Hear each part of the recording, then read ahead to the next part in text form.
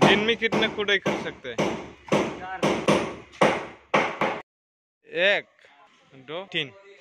3 बाकी है तो कंप्लीट ही हो रहा है ना। अभी धीरे धीरे हो रहा है, मतलब से खुदना पड़ रहा है, नहीं तो जीसीपी से खुदाई करने के लिए सोचा था। तो जो भी हो ठीक ही है, धीरे धीरे खर्च ज्यादा है। ये 2 आदमी से एक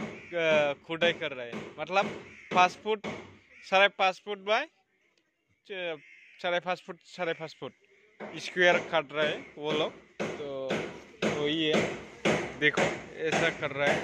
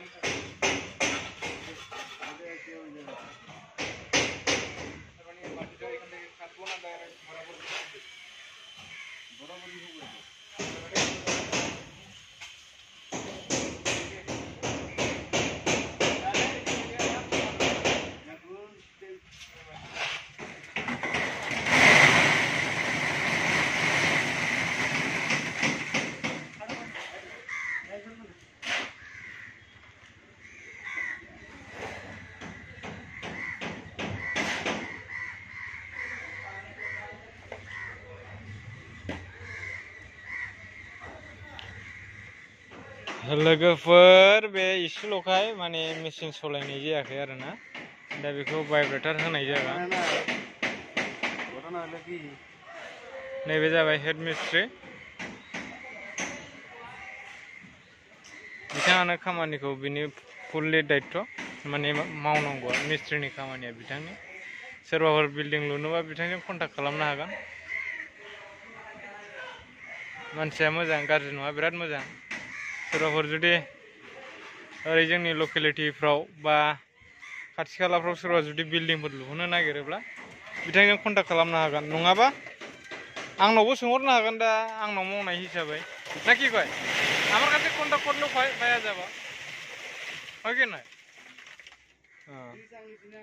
दा जिनिसा जाहैबाय नैबेखौ आं दिनै दालायखौहाय आं बारा मोजां मोननाय जायाखै आरो, मानो होनोबा अखा हाबाय थानाय दिन नालाय माने मिक्सारा बारा मोजां जायाखै आरो। दा नैबे मिक्सारखौ नायोबा बाला बाला नुदों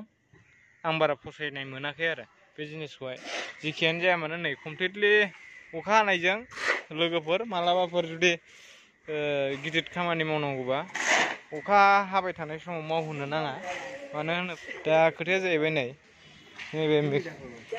नै बारा मिक्सार जायाखिसै आरो बारा मिक्सार जायै बायदि मोनदां माने बेखौ इसेल' दालायखाय माने बिसोर आखाइजोंनो हेन्डमेड बानायनाय जाबाय बिसोर थारमाने नैबे माने जुदि मेचिनजों मोनबा फुरा मिक्सार जागौमोन आरो बियो दा लगायबाय लगायनाया होमबाबो माने एसेबां माने मोजां मोनाखै आरो आङो अखा हानाय हिसाबै हा बिथाङा मिक्सार नैबायदि जाथारनांगौ नैबायदि एकदमबारे जानांगौ अब्ला मोजां जायो आरो दा जेखियानो जाया मानो जागोन जेबो उसुबिदा गैया माने बेखौहाय भाइब्रेटर होखागोन दा बिसोर दा भाइब्रेटर होगोन अब्लाबो माने बेबायदि अखा हानायफ्राव बारा थिग जाया आरो खामानिखौ मोजां मावो दा खुन्थिया मोनसे बेयाव मोननै मोनथाम मोनब्रै मोनबा दंबावो आरो टटेल खुन्थिया मोनबा बानायबावनांगौ दङ दा नायदो नै दिनै एसे लेबारा खम नोंथांमोना नायबाय थाबानो जाबाय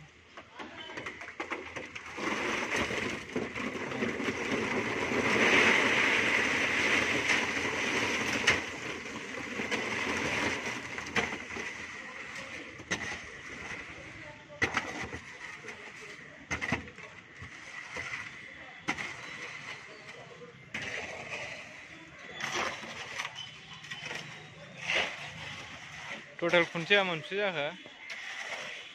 बै खनायाव मोनसे मोननै मोनथाम मोनब्रै मोनबा सयथा सातथा आठथा नयथा दसथा 14टा खुन्थिया दं आरो टटेल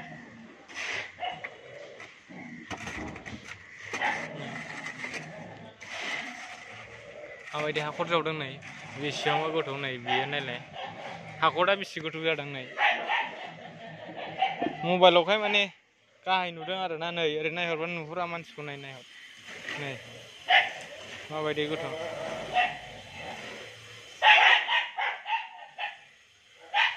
नै माबायदि गोथौ नै मानसिया नायदो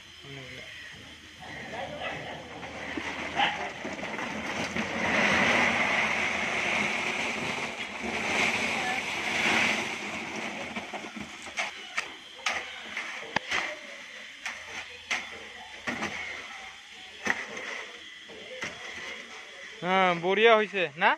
হ্যাঁ ওই বরিয়া হইছে मिक्सार नैबायदि मिक्सारा बेबायदि जानांगौ आरो मोजां जायो होनबा माने आं फसायाखैमोन आरो दहाय दा मोजां नुबाय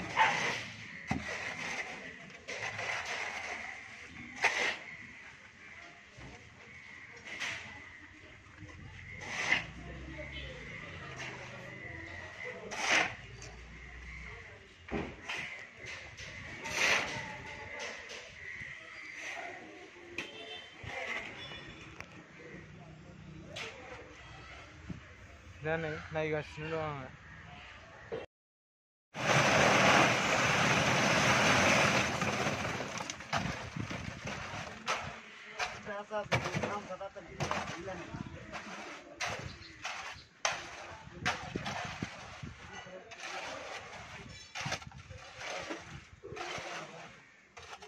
কয় ইঞ্চি আসলো গোলবারটা এটা হ্যাঁ না ওই যে কিবাটা খাট ফরমাটা 10 ইঞ্চি না টোটাল কয় ইঞ্চি হবো টোটাল হলো 20 ইঞ্চি না 20 ইঞ্চি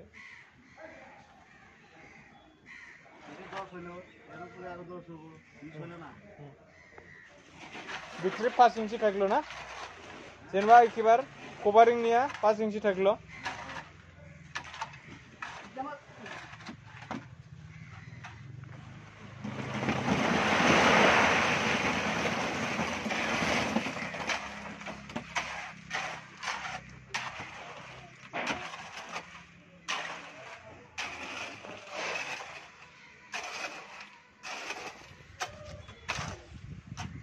जारला अखा हानायाव नै ओरैबायदि खुरखाजोबदोंना लोगोफोर माने जा खुरखादों कमप्लिटलि खुरखाजोबखादों नै डाबल खाटनि जाबाय गासिबो नै एकदमबारे बे खुरखाजोबनानै गाजोबदों आरो दा मोननै रेडि खालामनानै दोननाय जाबाय बेयाव मोनसे हनै बेयाव मोनसे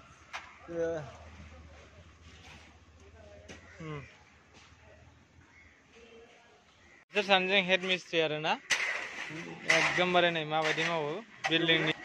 कलम बानायदों कलम कन्डिसन माबा खालामगासिनो दं बियो दालायगासिनो दं आरो ना नै गाहायाव माइस खालामनाय जायो लोगोफोर नोंथां फैदो दा बिसोर फुरा बेल खालामथ'बाय आरो ना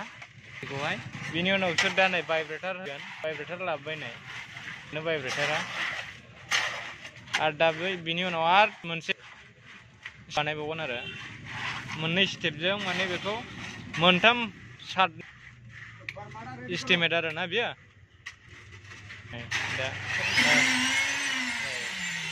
दा बिसोरो आरो नै